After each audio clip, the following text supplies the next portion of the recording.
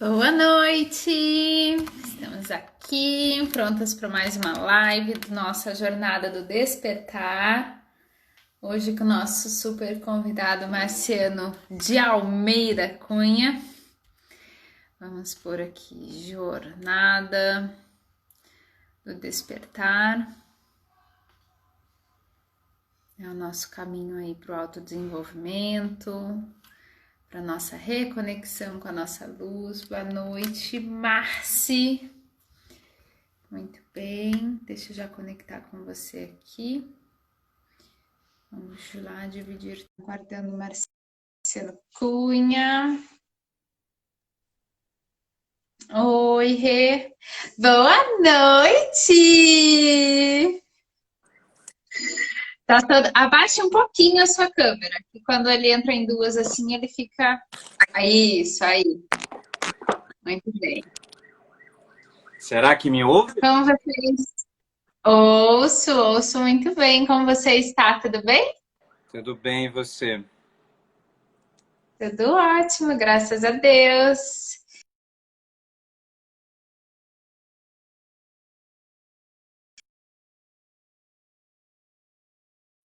Acho que travou. Tô aqui, não, eu fui apertar que o negócio apertou. Tudo bem, Dr. Marciano? E aí, me conte. Eu já te conheço de cabo a rabo, mas nem todo mundo conhece. Então, se apresente aí pro pessoal, por Bom, favor. você poderia me apresentar, né? Não, por favor. Você não gosta de apresentação nas suas palestras, nas suas falas. Você sempre tira essa introdução do seu Exato. currículo. Acho que Ah, o processo de apresentação ele deve acontecer na convivência entre as pessoas, sabe? Mas essa certo. jornada aí de vida acadêmica, de vida É. profissional, transitei já pela biologia, tá? Depois da biologia fui para a administração, dentro da administração no campo da gestão de pessoas, do comportamento humano, e me interessei bastante pelas histórias de vida das pessoas, né? E é nesse campo aí de narrativas biográficas, desenvolvimento da história de vida que eu fui mergulhar durante algum tempo e estou traçando novos rumos, né? E atualmente estou trabalhando e estudando e sendo um neófito na antroposofia, É. né? Digamos que eu sou um Antroposofia, entusiasta pelo maravilhoso. ser humano, entusiasta pelo ser humano e pela história de vida da gente nessa jornada, né? E claro, gosto muito de. Eu tenho uma aluna que ela fala assim: você é um influenciador de jornadas, né? Então eu gosto de entender Que legal. jornadas individuais, jornadas de grupos e Sim, jornadas organizacionais. E foi nesse campo que a sim. gente se cruzou, né, na vida.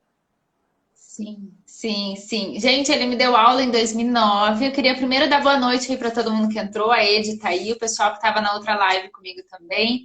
Edes tem que vir me visitar aqui, só assim aí o Marciano vem também. É, e aí, ele que me ensinava, ele falava ser humano integral na sala de aula, e eu lá com 17 anos, bem perdida, sem saber por que que eu estava cursando administração, comecei a entender por que que eu tinha entrado. E aí veio essa inspiração toda aí para mim, durante todos esses anos.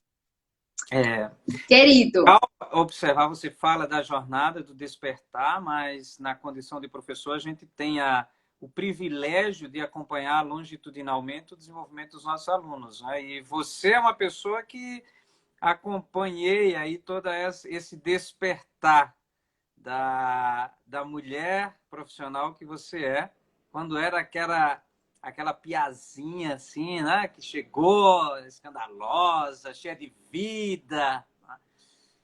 E hoje, olha só não é assim. que mulher desperta, né? Digamos que o escândalo a gente chama de muita energia e vontade de viver, né? E que hoje acredito que É, está bastante canalizada, né? Sim, bem diferente, né? Bem mais centrados. Me conte, como que a gente pode compartilhar com as pessoas? Você sabe que eu tenho recebido várias pessoas que estão querendo sair do mundo corporativo para despertar.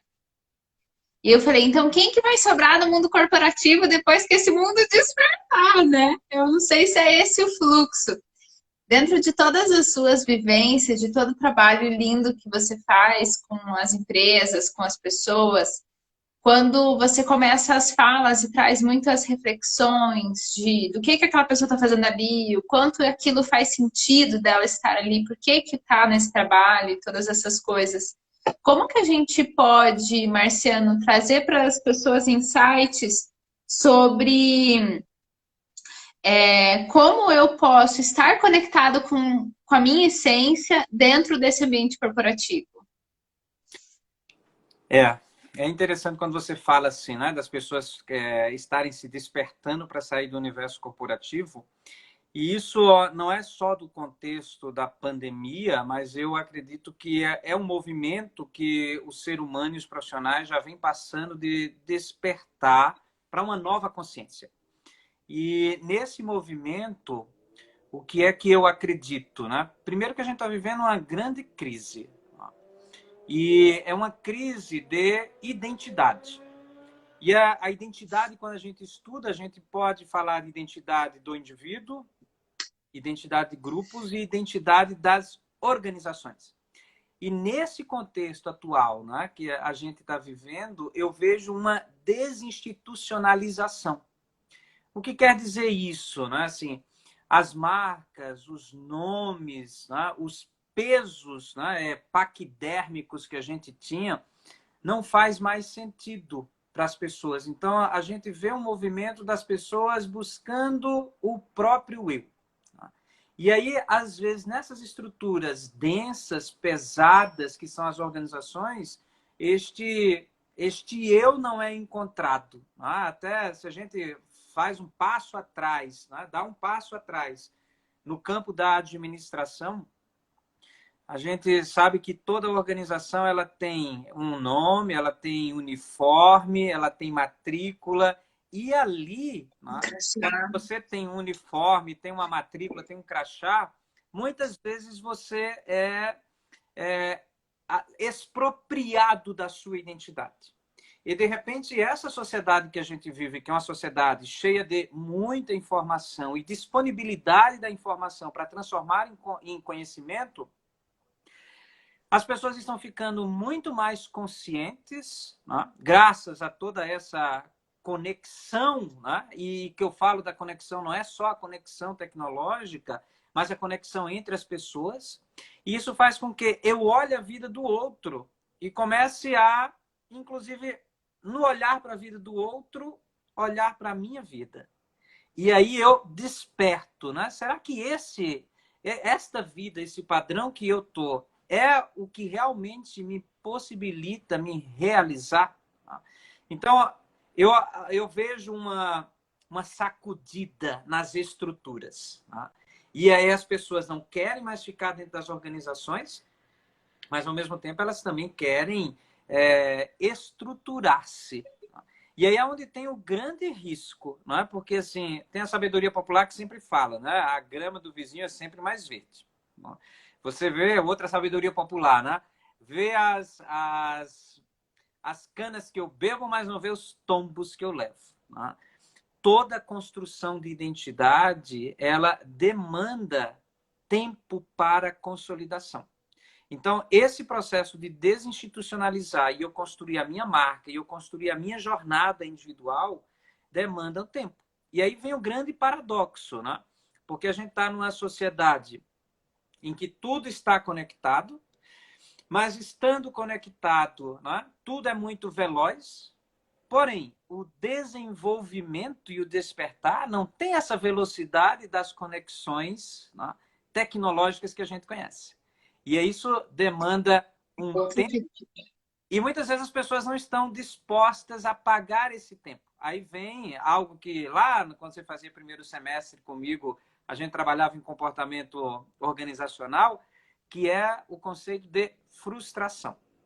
Aí vem um monte de frustrações, porque diz assim, por que é que deu certo para o outro e não deu certo para mim?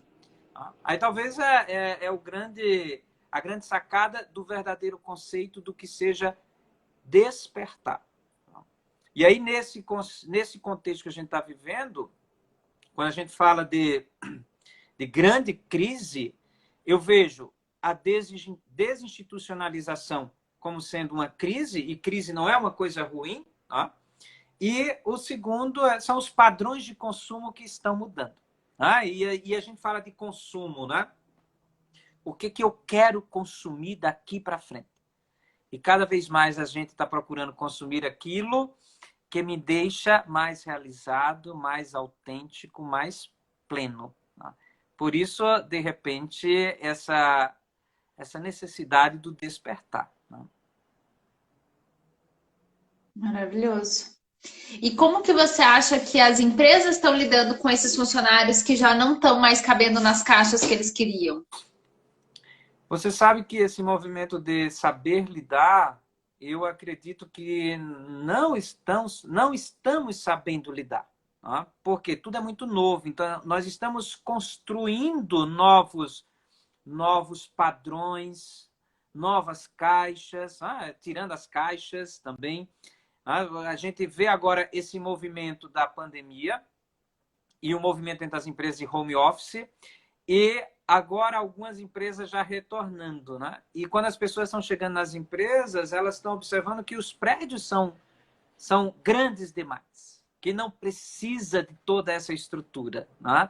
Por quê? Porque em boa parte das organizações, a vida continuou funcionando porque precisava gerar resultado. Né? Então, gerar resultado, eu não posso parar o mundo. Né? Então, a primeira grande reflexão que a empresa está fazendo é: será que a gente precisava de toda essa estrutura? Será que a gente precisava de toda essa quantidade de pessoas? Será que a gente precisava de toda este controle, né? E esta jornada presencial com tantas horas?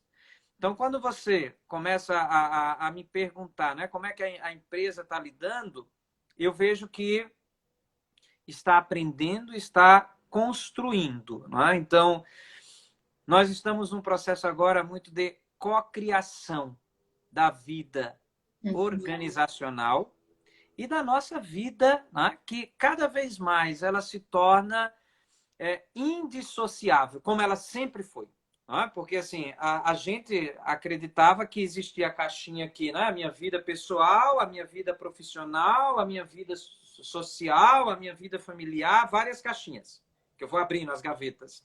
Quando na verdade não, né? São todas gavetas e caixinhas, realmente, mas aqui dentro tem um fundo falso. O que é que acontece? Elas se comunicam. E aí é este conceito de integralidade, né? Esse conceito de indissociabilidade, né? Da vida que a gente está começando a resgatar e a empresa está começando a ver. É por isso que a gente fala do conceito de indivíduo. Né? Indivíduo quer dizer aquilo que não se divide. Né? É a menor, mas também a maior porção de vida. Então, a empresa está começando a olhar para as suas pessoas e deixa de ser um discurso meramente, como era antigamente. Né? Você se lembra muito bem quando a gente tinha aula de gestão de pessoas, né? Que eu fazia sempre a crítica assim, né? Na evolução da gestão de pessoas tinha o departamento pessoal, depois tinha o departamento de RH, depois tinha a gestão de pessoas e agora a gestão de gente. Falácia. Né? Então, assim, não adianta mudar o nome. O nome do departamento. Se não mudar a concepção. Se as ações não mudam. Exato. Então, precisa mudar a concepção, precisa mudar aquilo que está estruturante. É por isso que eu vejo agora um momento fértil e um momento propício para construirmos o novo. E é nesse sentido que as empresas estão na minha experiência e no diálogo que eu tenho com uma quantidade de empresas, muito abertas e se considerando verdadeiramente sistemas abertos, sistemas vivos. Veja que coisa mais simples, né? A gente chama as empresas de organizações. Organizações são organismos. E organismos são sistemas. Imagina só, eu agora estou aqui conversando com você, né? Articulando o meu sistema fonológico, mas o meu coração não parou. Ele está trabalhando. Quer dizer, agora está muito mais. Tá acelerando nessa experiência translouca, né?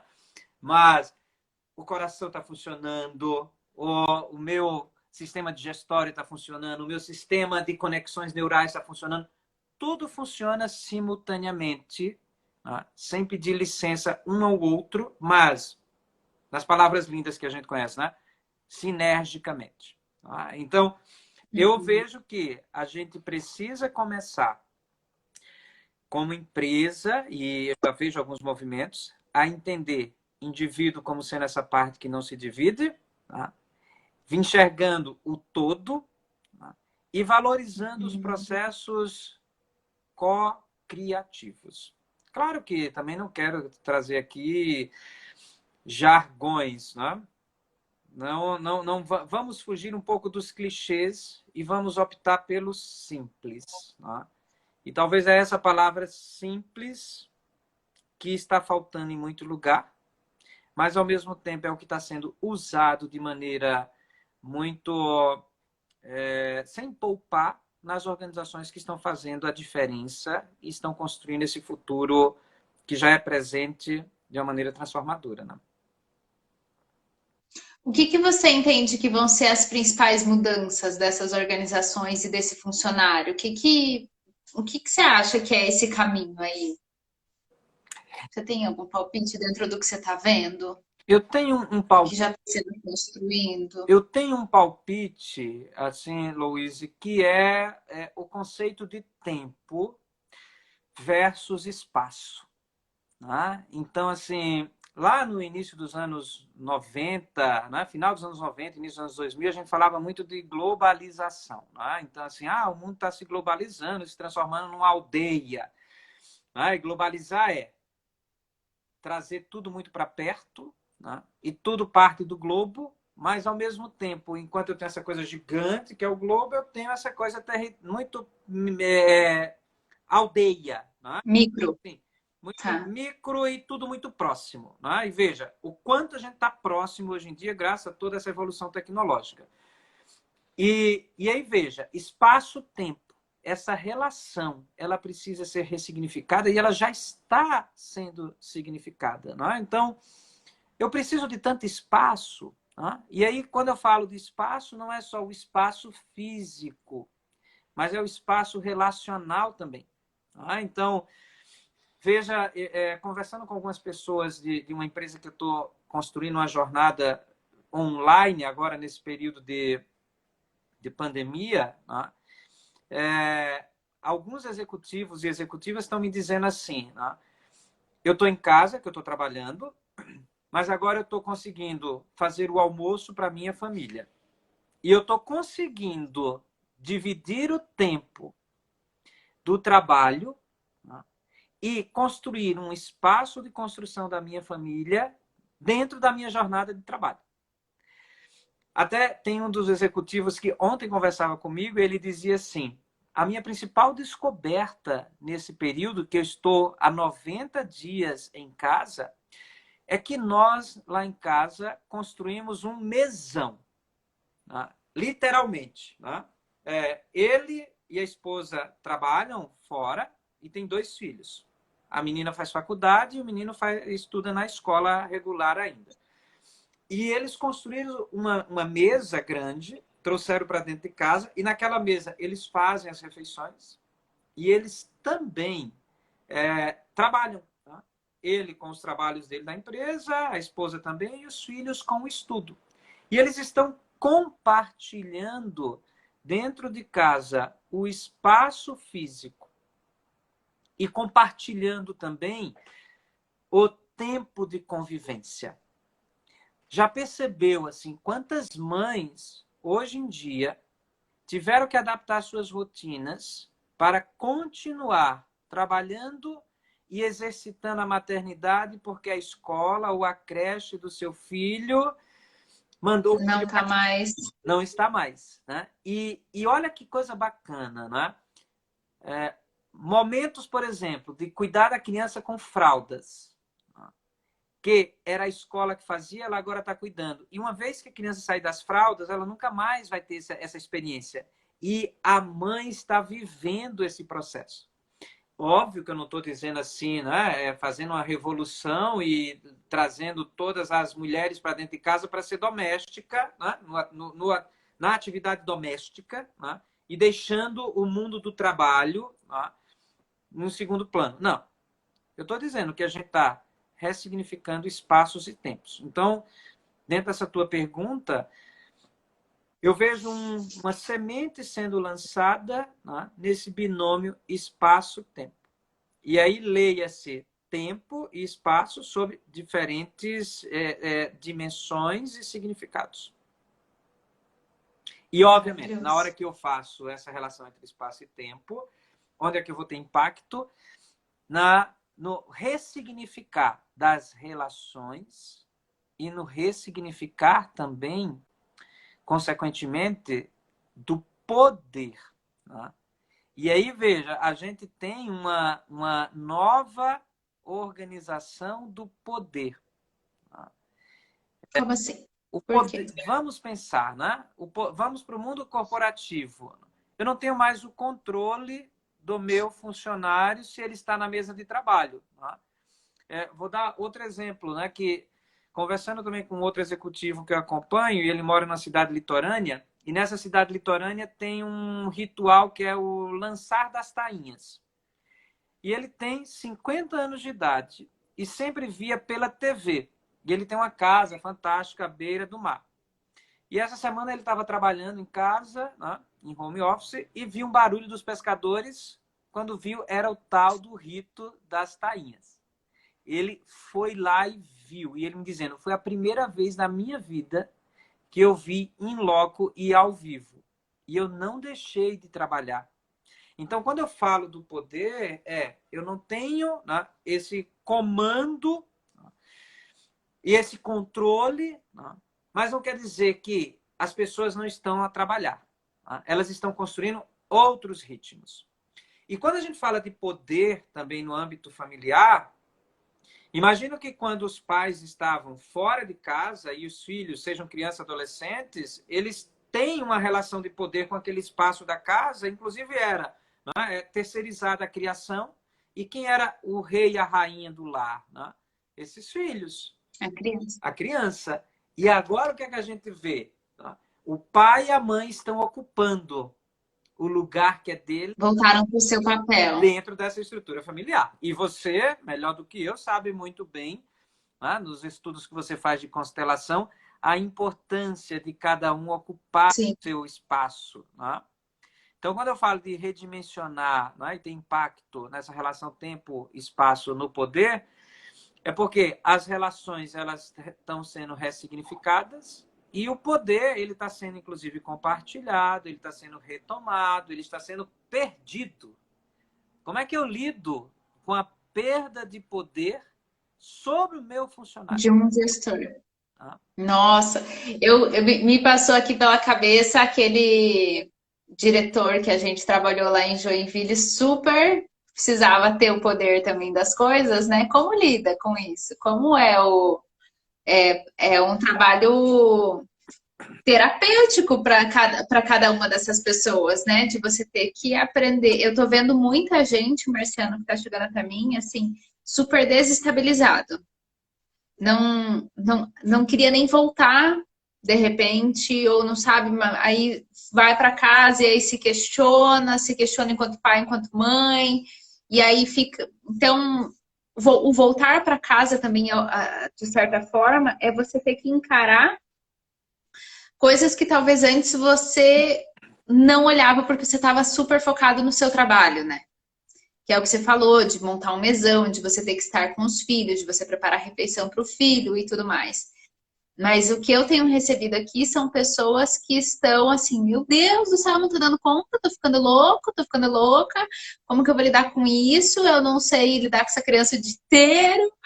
É, tem os dois lados da moeda, né? Até que ponto a pessoa também está tendo que olhar para aquilo que ela delegava e agora ter que assumir a sua responsabilidade, né?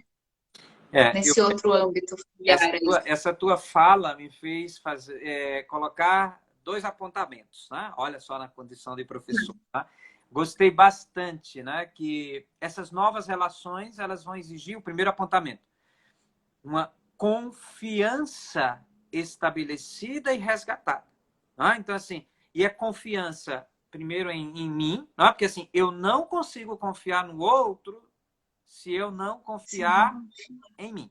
Né? Então, a gente começa a pensar no conceito de confiança e o estabelecimento da confiança que foi perdida. Né? Então, assim, e aí veja, confiança está ali lado a lado com poder.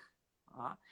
E a segunda dimensão da tua fala, que eu amei, né? Muito mais do que essa confiança, é a segunda remarca que eu faço, né? E que tem tudo a ver com despertar, né? E a jornada que você está promovendo aqui, é o voltar para casa. E voltar para casa tem dois grandes significados. É o voltar para casa, espaço físico. E é tão interessante, né? Agora à tarde eu estava também com outro grupo, que estou com alguns trabalhos online, e uma das pessoas que trabalha há 27 anos na empresa, né? E é uma mulher, né? Eu disse assim, qual foi a maior descoberta que você fez? Ela disse assim, e eu perguntava, qual é o espaço na sua casa que mais se parece com você? Aí ela disse assim, a descoberta foi que eu voltei a cozinhar para meu marido e meus filhos. Inclusive, aprendi a fazer pão. Tá? E o lugar da casa que mais se parece comigo é a cozinha, porque a cozinha, ela compartilha. Eu estou cozinhando e estão todos perto de mim. Eu achei isso de uma maneira tão sagrada. Então, assim, voltar para casa é voltar para este lugar físico que a gente, muitas vezes, mobiliava a nossa casa e a gente só chegava mal e mal para dormir. E a gente não Para vivia dormir. esse espaço físico. Né? E quando dormia, né? Porque assim, ó, antes da pandemia, por exemplo, no mês de fevereiro, eu dormi 2 dias na minha cama, na minha casa. Tá? E quando começou a pandemia, tá? Eu passei 17 dias trancado no meu quarto. Tá? Eu descobri o meu quarto e espaços no meu quarto em 17 dias que eu não conhecia, né? E possibilidades. Transformei meu quarto, comprei uma mesinha desmontável, transformei num ateliê que eu comecei a pintar, né? Eu lia, eu fazia yoga. Né? Então, assim, eu tinha meu tapetinho de yoga, eu tinha mesa para pintar, eu tinha mesa para estudar, eu tinha cadeira para ler. Tá? E é um espaço que é pequeno. Então, assim, qual é a conclusão que a gente, quando volta para casa, começa a ter? Nós não precisamos de tanto espaço. Nós não precisamos ser tão espaçosos. E a gente precisa aprender a compartilhar os espaços. Que é muito mais do que os discursos de coworking, né? Compartilhar de verdade espaço. Vamos lá, um espaço que a gente passou a compartilhar. A mesa, fazer a refeição junto. Tá? E quantas pessoas tá? Começam a fazer essa refeição e curtir e dizer assim, né? Que aí o que você está dizendo, as pessoas vindo até você. Eu estou surtando, eu não sei o que é que eu vou fazer quando eu voltar. Tá? Por que não sabe? Aí eu volto para a nossa primeira pergunta e a primeira provocação. Tá? Porque no voltar para casa fisicamente, eu também comecei a fazer um movimento de voltar para minha casa, que é o meu eu, a minha essência, que é o lugar de cada um de nós. Então, eu achei de uma sutileza, né, quando você cria uma jornada chamada de despertar, porque no meu entendimento tem um slogan embaixo dessa jornada, né, do despertar, com todos os profissionais que estão transitando aqui, que é a sutileza do voltar para casa. Despertar quer dizer volta para casa. volta para você. Uhum. E aí é por isso que muitas pessoas, né, estavam tão envolvidas numa rotina que, assim, desejavam crescer na empresa, né, olho coçando agora, desejava crescer na empresa, desejava ter poder, desejava ter o celular corporativo, né, desejava ter a sala com a secretária, a antessala. Hoje não tem nada disso, acabou o poder. Né? E aí a pessoa diz assim, cara, eu corri tanto para quê? Até não sei se você se lembra, quando você foi minha aluna, que a gente tinha aquelas sessões de vídeos que eu passava para você assistir os filmes, né? E tinha o filme que eu passei para vocês, né? Aquele executivo que acumulava as milhas, né? Como é o nome do filme? Sim, assisti de volta esses dias. Viagem. Ai, assisti essa Gente, semana, o nome semana passada. Ele tá no Netflix agora. Alguma coisa no ar, não, viagem com não. o Clooney, né? É o que ele viaja para demitir pessoas. Exatamente, exatamente. Ah. Eu já acho o nome aqui. Meu Deus do céu, eu fico com o segundo nome, que é o Antes de Partir, que não tem nada a ver, né? Mas também tem tudo a ver com essa discussão que a gente está fazendo aqui, né? Mas é um nome. Ah, Meu Deus do céu. Mas é uma provocação que o filme faz de assim, eu corro para atingir resultados, aí eu atinjo os resultados que não são para mim, são para o exibicionismo, não é? E a gente está numa sociedade muito exibicionista, né? E é esse exibicionismo que causa infelicidade, né? E na sim. hora que a gente se encontra sozinho, porque qual foi a principal dificuldade que eu percebi de uma boa parte das pessoas? Conseguir se isolar. E isolar quer dizer condição para eu ficar comigo mesmo. Veja quantas cidades aí, né, que tomaram medidas extremamente radicais, né? E as pessoas começaram a surtar e fazendo manifestações e querendo reabrir a todo custo. Por quê? Eu preciso ir passear. O despertar exige o voltar para casa e um passeio interior. Tá? Tem até algumas coisas que a gente trabalha e você presenciou muito, né? Nas minhas falas, que é eu consegui ficar comigo mesmo. E vezes nós conseguimos ficar conosco mesmo. Você sabe que, né, na antroposofia, que você também tem uma jornada bem bacana lá no Germinar que você fez, né? O Rudolf Stein tem alguns poemas e tem alguns outros autores que trabalham com ele, né, alemão. E esses dias eu encontrei um poema que dizia assim, que aí eu vou pedir licença para ler aqui para o grupo, né? Atenta às pausas, as pequenas, que inesperadamente o destino com frequência te concede. Um dia, o que há de vir chegará assim. A gente não consegue ficar atento às pausas, a gente não consegue parar. E o voltar para casa é voltar para nós e fazermos o movimento do silêncio. Tá? É muito forte. Que é um desafio, né? Porque até. Que é um desafio. A gente sempre tem que. Eu conheço pessoas que não conseguem ficar sozinhos, que não conseguem fazer coisas sozinhos, tem que estar sempre com uma TV ligada, um som ligado, estar em silêncio e apenas se ouvir é muito desafiador, né? É. Ah, que lindo. Ana com saudade também das suas aulas ali. A Ana, o Cleiton, tô vendo que está entrando aí, né? Eu vim Sim. numa autojornada também de despertar a mim mesmo, né? E nesse exercício eu estou optando pelo silêncio. Né? E muitas vezes o silêncio para despertar, ele é ensurdecedor. Né? E veja só, né? Quando a gente entra no silêncio que é ensurdecedor, a primeira coisa, a gente vai pegar o que está na nossa mão, né? Porque é o celular, veja, eu ando me policiando de manhã cedo para não abrir os olhos e olhar no celular a hora. Porque aí a gente vai olhando a hora, da hora a gente já vai ver a rede social, já vai ver o e-mail, pronto. A gente não fez o rito de despertar fisicamente. E se eu não tenho o respeito de despertar fisicamente, quiçá o respeito de me despertar emocionalmente, socialmente, profissionalmente. Então, tem um exercício aí, né, de autodisciplina, de autocrítica, de autorreflexão. Mas como a gente não está acostumada a ficar sozinho mais, a gente tem que estar sempre ocupando, a gente está perdendo essa capacidade. Né? E aí voltamos ao que a gente conversava antes. Assim, se eu perco essa capacidade, eu não consigo voltar para casa. Né?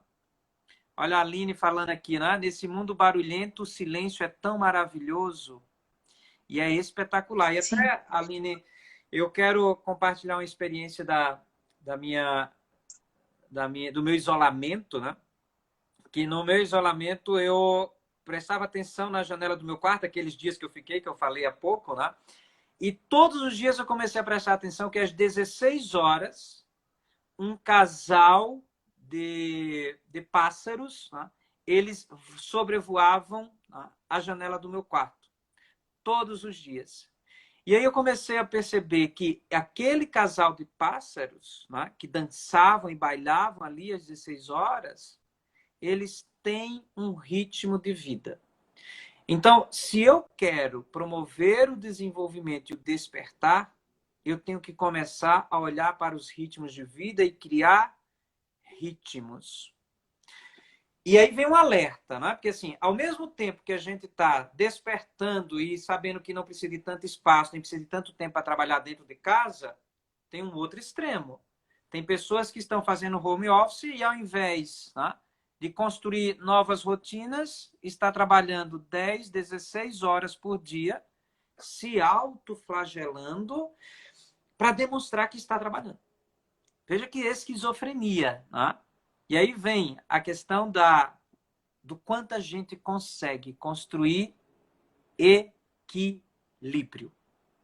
E construção de equilíbrio não existe fórmula e a gente não aprende em livros. Na faculdade. Nem na faculdade, nem em livros. Onde é que a gente aprende? Esse poema que eu mostrei para vocês. Né? Atento às pausas. Né? Cara, a vida... Eu tenho uma reflexão em você também, quando foi minha aluna, lembrava, né? Assim, a gente está aumentando a longevidade, a gente está vivendo mais, mas, ao mesmo tempo, a gente está querendo ser prematuro em um monte de coisas. Né? A gente quer chegar logo. Né? Eu olho muito para os atletas de alta performance. Né? Você não produz, por exemplo, um maratonista assim num toque de mágica. Um maratonista... A minha tia que tá aí é maratonista. Com 50 anos, ela faz maratona e ganha tudo em primeiro na categoria dela. Bem Olha linda. só. E, com certeza, ela não começou correndo os 42 quilômetros, né? Começa, né? Corre andando, depois participa daquelas corridinhas assim leves, né? Aí faz 5, depois faz 10, faz 15, faz meia para fazer uma maratona. E aí exige tempo. Aí eu volto lá no básico que a gente conversava, né? Tempo versus espaços. A gente precisa estar atento aos sinais do tempo. E muitas vezes a gente quer acelerar o tempo e quando ele passa, a gente não quer que ele passe. Aí a gente quer, aí vamos lá agora no conceito de beleza, né? Aí eu vou me esticar inteiro porque eu não quero mostrar que eu estou envelhecido. O envelhecimento é sinal de vida. Olha que fantástico, né? Eu mostrar que eu tenho experiência de vida. E mais, que eu vou viver muitos anos ainda. E se eu vou viver muitos anos, por que eu tenho que colocar dentro da mesma unidade de tempo tanta coisa para fazer? E aí, se a gente observar as nossas agendas, antigamente, antes de toda essa aceleração dos novos tempos, né? não cabia. A gente teve que parar tudo. Né? E aí parou tudo, né? E o que é que eu faço agora? Eu não sei o que é que eu vou fazer. Aí teve muita gente que, né, não soube lidar com isso, né? E aí vai, né, surta, né, exagera nas doses. Né?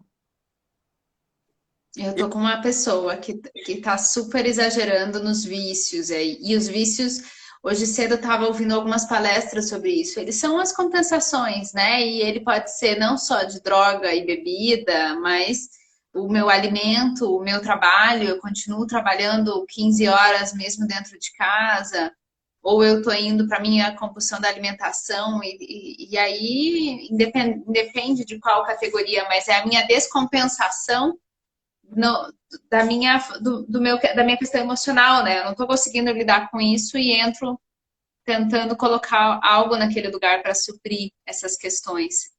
Mas é muito lindo tudo isso que você fala de uma forma muito delicada.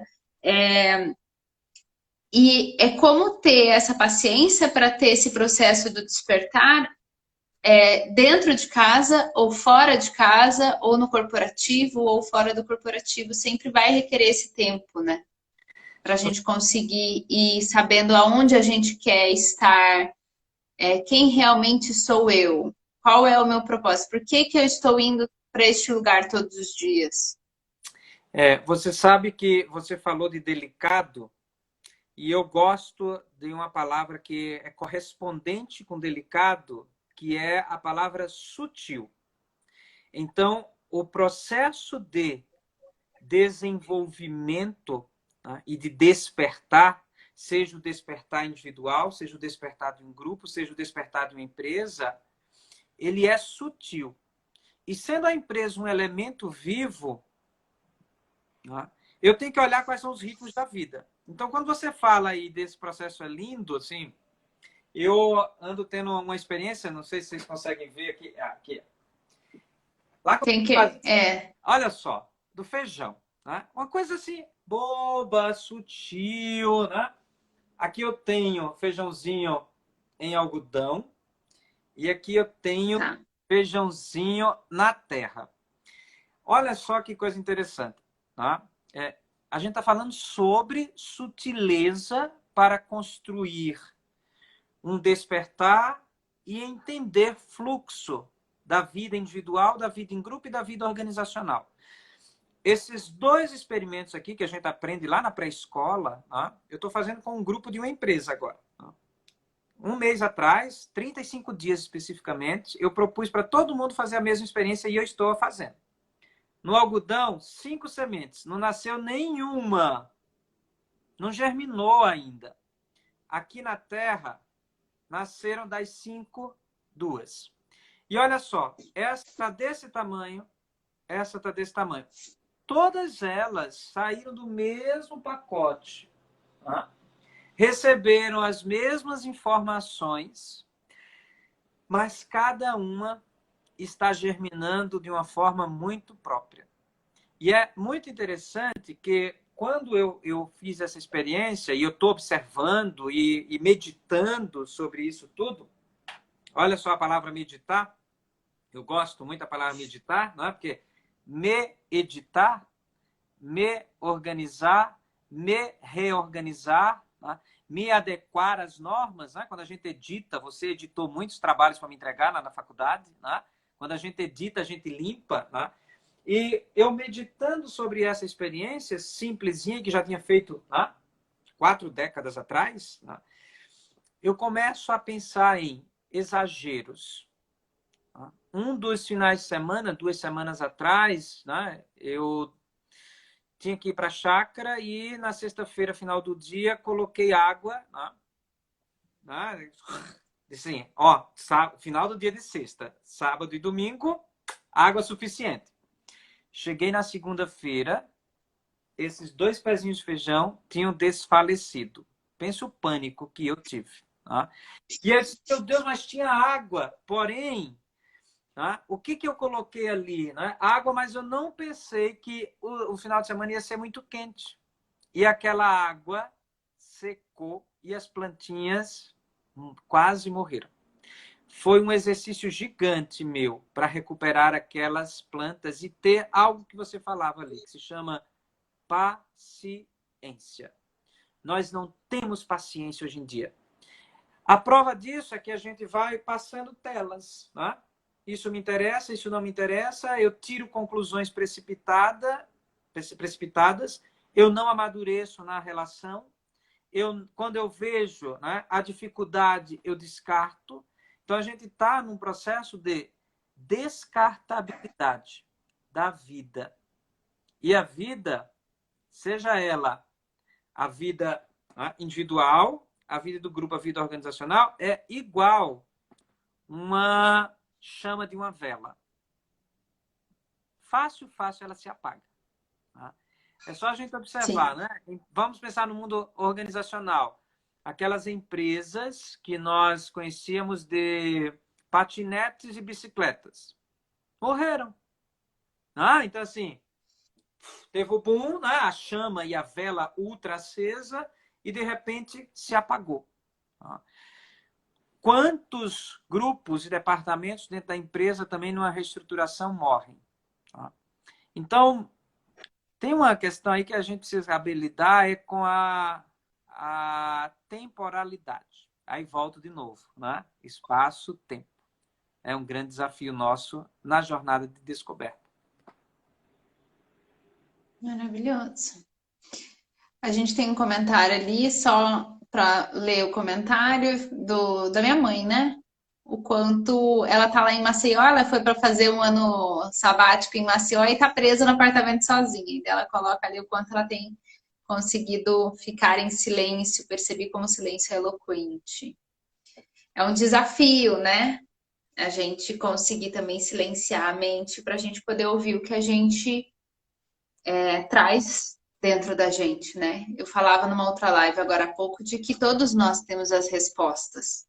Nós temos essas possibilidades de conexão, só que a nossa necessidade de controlar e de querer que tudo seja imediato nos faz com que a gente tome atitudes muito equivocadas muitas vezes, né? E imaturas. Nossa, agora, eu não vou dizer que eu sou perfeita, mas há pouco tempo atrás eu estava muito mais impossível. Eu tô tendo que também. Não posso, eu tenho que ficar mais calma, eu tenho que respeitar mais, respira, inspira, vai acontecer tudo no tempo certo. É um desafio a gente conseguir colocar isso tudo dentro de um time diferenciado que não está na nossa mão, né? Você não tem como prever se o crescimento dessa plantinha, das duas, vai ser diferente. É o timing da planta, é o respeito pelo processo disso daí. A mesma coisa dos clientes. Eu lembro que quando eu comecei a atender mais fortemente individual, eu falava assim, chegava às vezes, conversava com o Kleber, eu falava, mas essa pessoa não fez ainda, ela podia estar muito melhor, ela já podia ter. E aí ele me voltava e falava, calma, é o tempo dela, é o ritmo dela. Às vezes a gente enxerga certas coisas, potencial em outras pessoas, mas ela precisa passar por aquele tempo, por aquela maturação, né? Pelo seu processo. E é esse respeito no nosso despertar, né? Entender que agora eu vejo que tudo vai ter que ser ressignificado. O corporativo vai ter que ser ressignificado. O que eles esperam do funcionário, o que o funcionário espera da empresa, tudo vai ter que ser muito diferente. Você falou há pouco de a resposta estar dentro, né? De cada um de nós. Quando a gente olha para esses grãos de feijão, e eu acho muito bacana, né? Porque esta plantinha que está aqui, né? E eu estou observando cada broto que vem, né? Todas essas informações aqui que materializaram esta planta estavam dentro da semente. Sim. Agora, para que essas informações se materializassem neste pé de feijão, o pessoal brinca assim, Marciano e o seu pé de feijão, né? Todas essas informações que estavam dentro da semente se materializaram no feijão e esse feijão, né, frágil, mas belo por natureza, e nós também somos frágeis. E os grupos também são frágeis. E as empresas também são frágeis, porque são todos sistemas vivos. para que germinassem, precisaram de condições. Eu dei a terra, eu dou a água, tem a luz também. Então, veja, as informações estavam guardadas dentro dela. O código genético, a possibilidade. Mas eu criei a sem a condição. Então, quando a gente começa a olhar para este movimento daquela vida ali e faz o exercício meditativo profundo, não é a coisa rasa. A questão é que a gente hoje está muito raso. Se a gente faz um pouquinho mais de provocação, a gente foge. Então, quando nós fazemos o exercício profundo de olhar para as condições, a gente começa a encontrar as respostas estruturantes desta materialidade.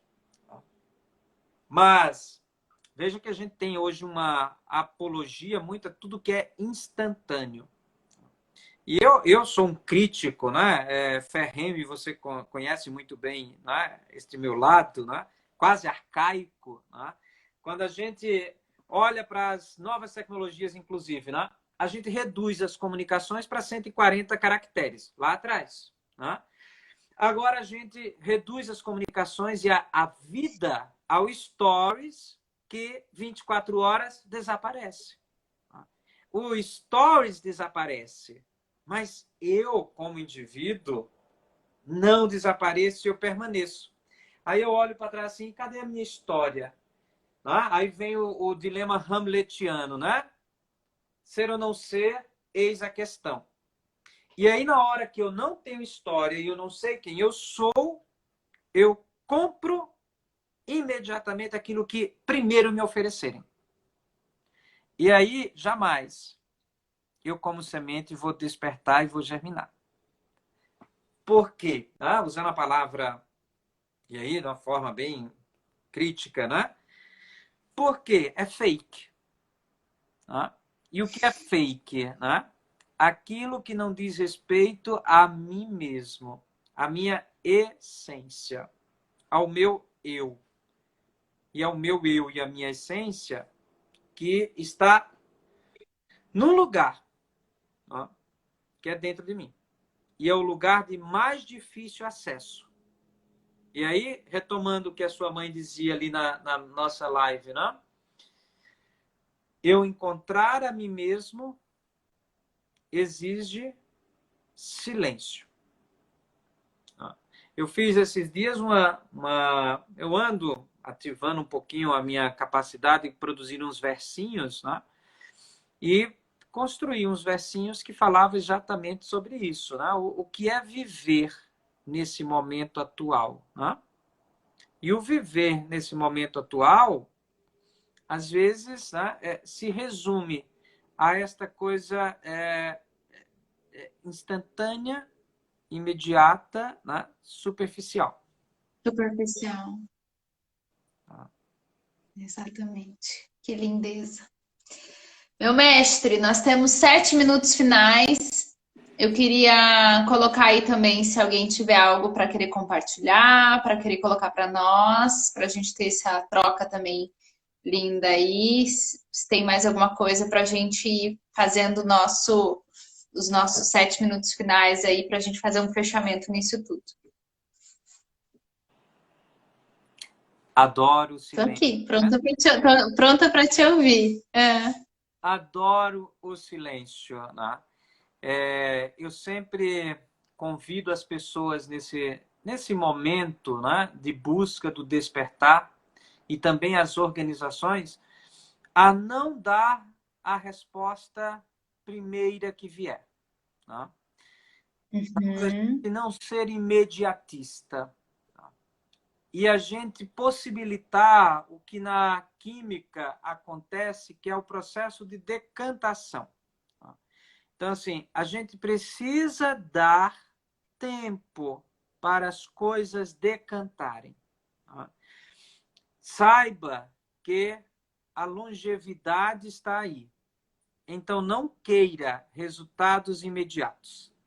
Tá? Dê tempo. Tá? A gente fala tanto do conceito de isolamento, mas talvez a gente não fez nenhum isolamento social. A gente fez isolamento físico. Tá? Sabe assim, a gente fez um distanciamento físico, porque a gente abriu a nossa casa, tá? Publicamente. A gente está abrindo coisas sagradas da nossa vida. E nessa dimensão de abrir o que é sagrado, às vezes, dimensões profanas se apropriam daquilo que é sagrado. O momento exige, para o despertar, que a gente se preserve. Faça um exercício silencioso de voltar para casa, se preservar e cuidar daquilo que é sagrado. Eu gosto muito de um poeta português, que uso bastante nas minhas falas, chamado Mário de Sá Carneiro, que ele escreveu um poema em 1913, e o poema se chama Escavação. E a escavação é um exercício que os paleontólogos fazem e que muitas vezes o paleontólogo leva a vida inteira escavando uma área para encontrar vestígios. E lá no meio desse poema, o Mário de Sá Carneiro, Mário de Sá Carneiro, agora esqueci, ele diz assim: onde existo que não existo em mim? Onde existo que não existo em mim? E aí ele continua lá no poema, ele dá algumas pausas e algumas reticências, e a gente precisa dar pausas e dar reticências. E lá, pelas tantas, ele diz assim, um cemitério sem ossadas e bocas beijadas sem ser esmagadas. Cemitério sem ossadas me lembra muito os zumbis, que é o morto-vivo. Que nós não sejamos mortos-vivos, que saem por aí perambulando e pulando de galho em galho em busca do nosso eu, quando o nosso eu está dentro de nós. Que a gente se permita as experiências físicas também. Quando o Mário de Sá Carneiro fala, bocas beijadas, é mais ou menos assim, sem ter lábios esmagados, eu acho que lá em 1913 ele já fazia um alerta para toda essa virtualização que nós estamos vivendo. O beijo, para ser sentido, ele precisa ter a boca esmagada. Que nós possamos viver e não morrer neste mundo contemporâneo. E o viver nos convida a saber lidar com a dor e o prazer. E muitas vezes a gente só quer o prazer e não consegue lidar com as dores. Eu tenho um poema que eu gosto muito de lê-lo, Luiz, e nós temos ainda 2 minutinhos. E nesse poema, quero deixar essa mensagem para o nosso encerramento. Esse poema da antroposofia também é desse livro aqui, Crescer e Amadurecer, que são poemas meditativos. E ele nos convida justamente... Um minutinho. Oi? 1 minuto. 1 minutinho, ele encerra. A lidar, olha só. Amadurecer significa abandonar as imagens que eu projeto sobre o mundo e não confundir mais tais imagens com a realidade. Só assim passarei a ver o mundo tal qual é. Quero deixar de lado distorções e embelezamentos. Quero me distanciar dos deverias e precisarias e, com profunda serenidade e respeito, amar o mundo como ele é. As outras pessoas não existem para realizar meus desejos e a vida nada me deve. Que a gente possa viver sem os precisarias e deverias. E aceitar essa Que condição lindo. e fazer acontecer. Querido, 10 segundos restantes. Gratidão. Sou extremamente